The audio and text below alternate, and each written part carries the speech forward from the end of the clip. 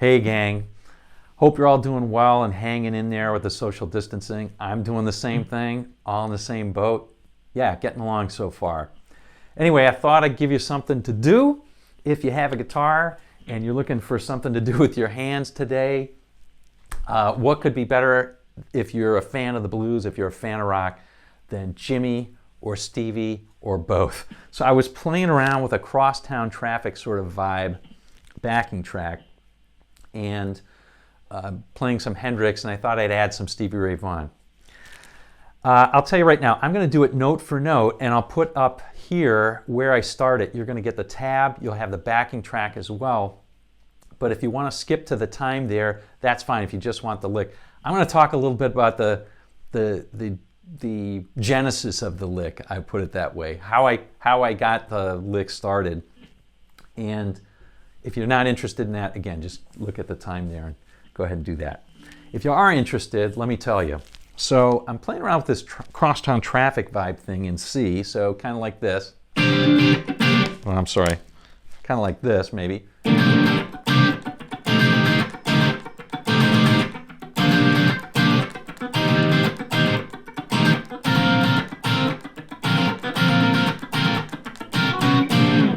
You know, a nice little funky number right there.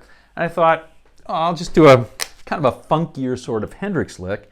And because what I was doing there is I'm playing a C ninth and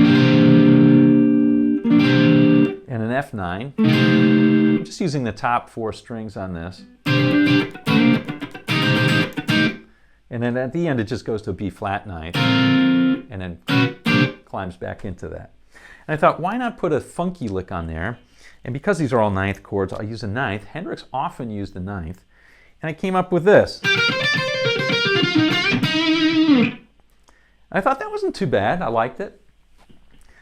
It was pretty easy. And it had that Hendrixy element at the end, which I like. And it also had the ninth. Right there, there's the D, which is the ninth of C, right? So there you go. So that perfectly usable lick.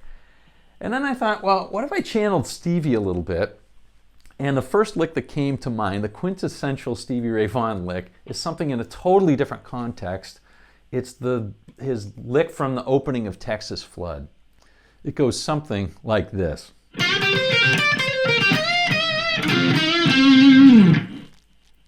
All right, so what's different about that? Well, it's obviously in a totally different context, a much bluesier context, but he's got this aggressive Chuck Berry beginning, which is interesting. So I incorporated most of that, and he's also got something a little bit different when he goes to the ninth. Like Hendrix, he likes that ninth, or he liked that ninth. However, instead of like Hendrix, and this is subtle, gang, instead of Hendrix, him playing that, he would play this. Now it's very, very subtle, but I thought I'd get it in here. So that's how I came up with the lick. Instead of quite doing the whole Chuck Berry, I just did the first part, and then went directly to the ninth, and then did the Stevie pull-off instead of the Jimi pull-off, but then did the rest of it in a funky sort of Jimi sort of way.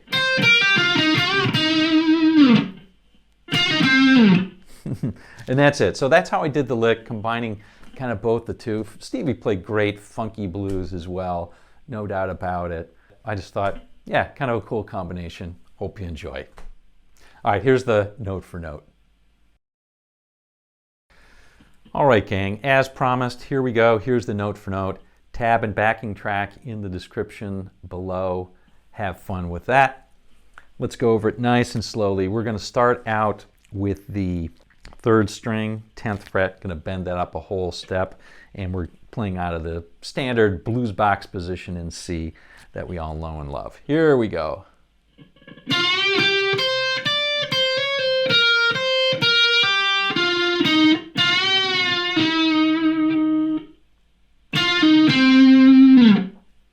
All right, that's basically the lick.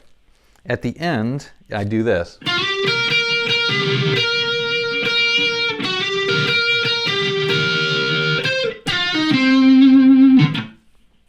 So that's the whole lick.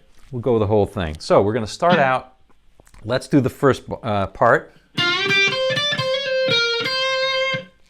All right, pretty straightforward. We're going to start out doing the Chuck Berry lick. That's what I always call it. It's really aggressive. Try and play it as aggressively as possible. All right, so channel your best Stevie on this one. We're going to bend up on that 3rd string 10th fret, whole step. No hesitation as in normally. We're just going to play then as it is normally. Not like that, but like this. Right? Subtle, but there's no slight hesitation either. And then we're going to play 8-8 on the first 2 strings. Go directly to the 10th. And then we're going to play a little dipsy doodle. Okay, so 8, hammer on 9, pull off. Okay? The rest is this.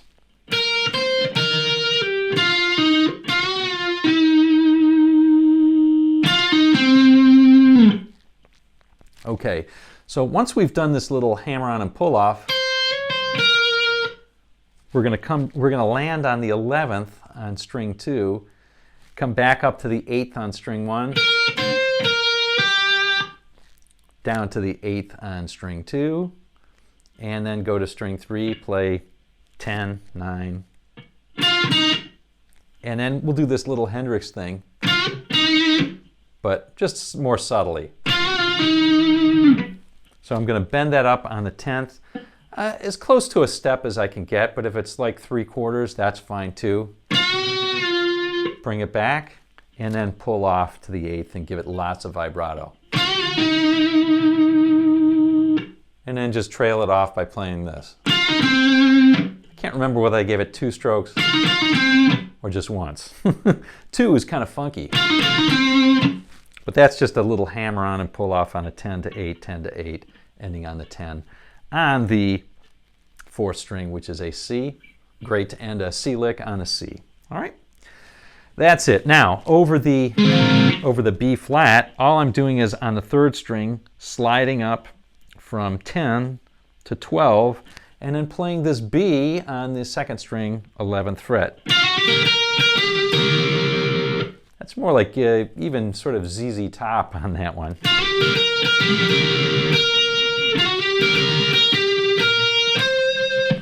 That last one goes to the 13th and then just kind of pull down. That's a nice little trick to learn if you want this little hit and instantly pull down, instantly slide. So I'm hitting on the 3rd string on the 12th, sliding down to 10th really quickly, and then pulling off to the 8th, ending up again on that 4th string 10th fret, which is a C. Getting ready for it to happen again.